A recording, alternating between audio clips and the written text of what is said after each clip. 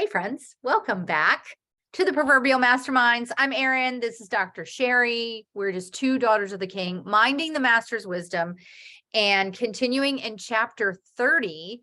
We've been on this journey since November 2020. We're in the last few weeks of it. So if you're just getting here, make sure you go back and watch the rest of the videos. This is episode 114, Sherry. Wow. We have 113 other conversations recorded for like all eternity. Well, until the internet shuts down. Forever. So this week we are continuing chapter 30, as I said, in verses 11 through 17. So I'm going to read that. Let's see. I was reading it in the Passion earlier. I'm going to read it from the New Living Translation. Sounds good. All right. So chapter 11 or verse 11. Some people curse their father and do not thank their mother. They are pure in their own eyes, but they are filthy and unwashed. They look proudly around, casting disdainful glances. They have teeth like swords and fangs like knives. They devour the poor from the earth and the needy from among humanity. The leech has two suckers that cry out, more, more. There are three things that are never satisfied. No, four that never say enough. The grave, the barren womb, the thirsty desert, and the blazing fire. The eye that mocks a fire and despises a mother's instructions will be plucked out by the ravens of the valley and eaten by the vultures. There's a lot of stuff happening here. Gruesome. It is quite gruesome stuff. Okay. So, starting in I would say like 11, 12. It's really kind of 11 through 14, right? That's what I'm seeing in my version that kind of go together. And as I was reading this, I was thinking of all the people who just trash talk, for lack of a better term, the millennial generation. Mm-hmm. And how they're not disciplined and they don't want to work and they're entitled and all the things. And what's fascinating to me is here we are in 2023 having those conversations. And this was written like centuries ago. Well, and it's nothing new under the sun, right? So there's always like here's what I find interesting, two-sided, that there is always a generation to somebody else who doesn't get it, who's evil or whatever, right? Right. But there is also a generation that doesn't get it. Yes. True. Which could be every generation. Absolutely.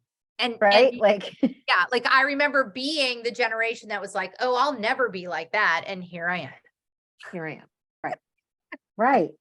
So, but what I see this as is, oh man, if that's the case, then this is a call to wisdom, a call to not be that generation. Yes. Right? Not be counted among that generation. And so the first thing is there's a generation that curses its father and does not bless its mother. So don't be the generation that does that. I mean, we talked about this before back in, was it 29? Well, it's many different ones that talk about the children being an ornament or whatever, a glory to their parents' head or whatever. Yeah, many places. Yeah, lots of places. So don't be the generation that knows it all and doesn't need direction from your father or mother, because that also feeds into we need direction from our Heavenly Father. Absolutely. Yeah. There is a generation. Don't be the generation that's pure in its own eyes.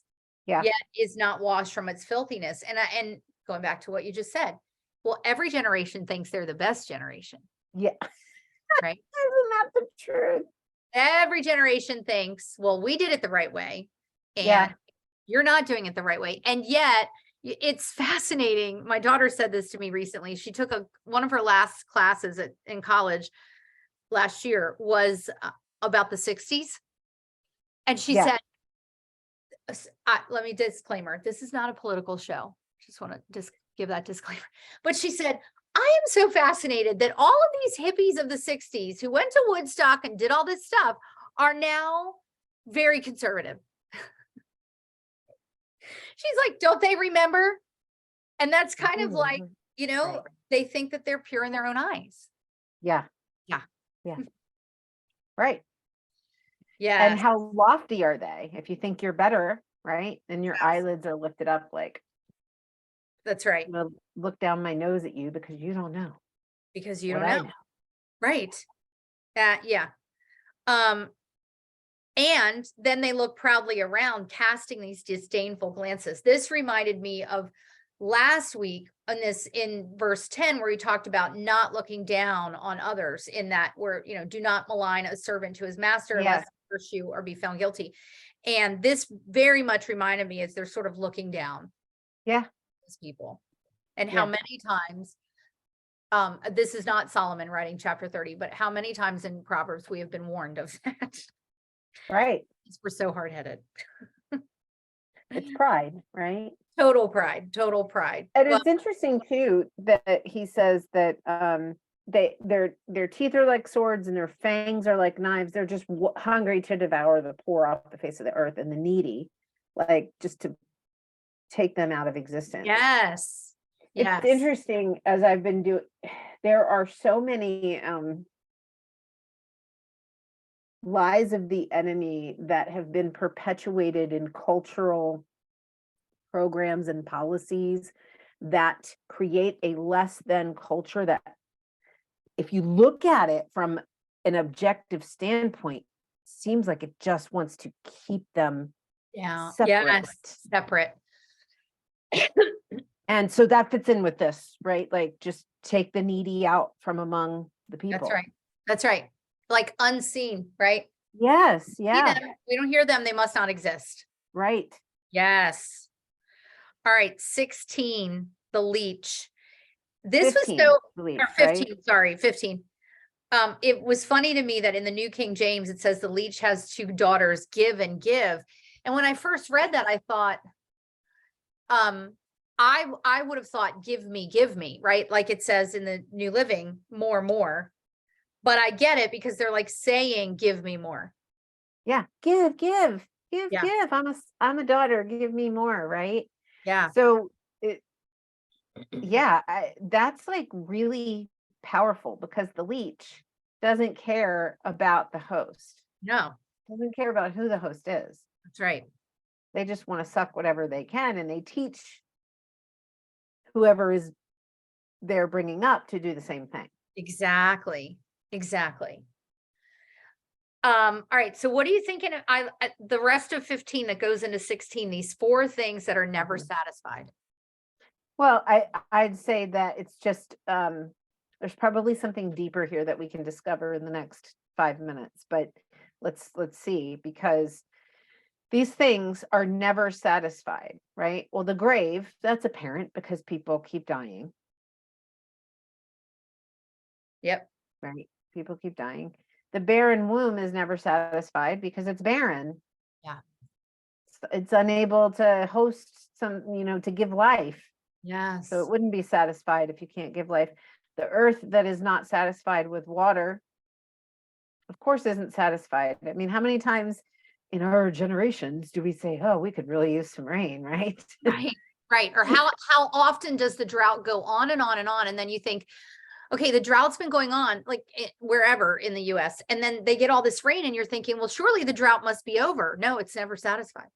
It's never satisfied. Yeah. That's right. We always need more water. The earth always needs more water. Always. And the fire. This one was the most maybe impactful to me, because the fire never says enough, right? Fire just, it seeks fuel.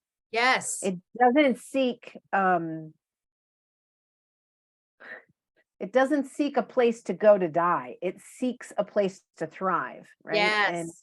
And it licks up towards things that it doesn't lick into the middle of a room. It licks into the the walls or the structure, right? Or it licks into the papers or whatever is burnable, right? It's constantly consuming fuel and it won't stop. You look at the forest fires, you Mhm. know, Yeah. it's just going to keep going, keep going, keep going.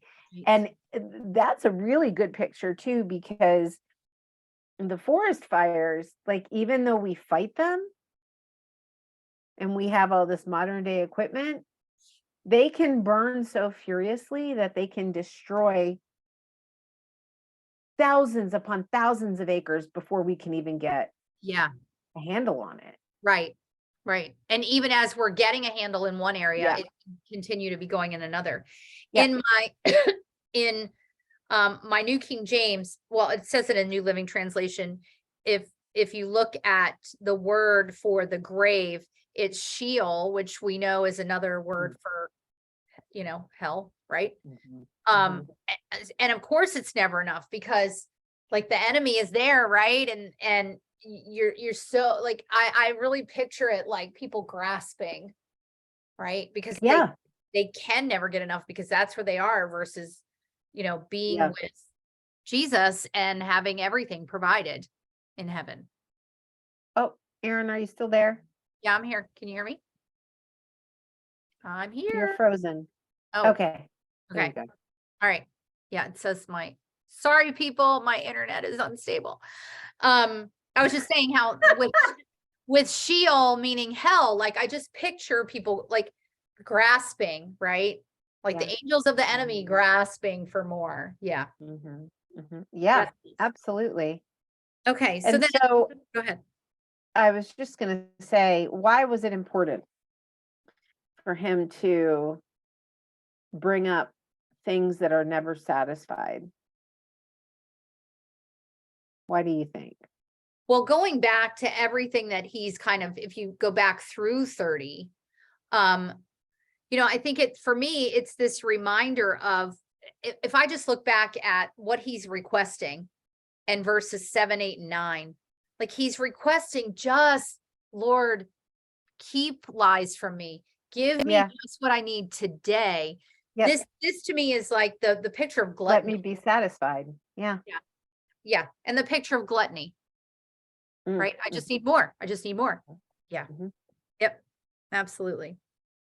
All right. Now to the very graphic 17. The eye that the eye that mocks his father. So we're back here again from verse 11. Yes. The eye that mocks his father and scorns obedience to his mother. The ravens of the valley will pick it out, and the young eagles will eat it. Yeah. That's what it's worth. Uh, for sure. Yeah, I'm just looking in other versions just to see, what else it says. And it all says the same thing. Yes. I don't see anything different. No. Yeah.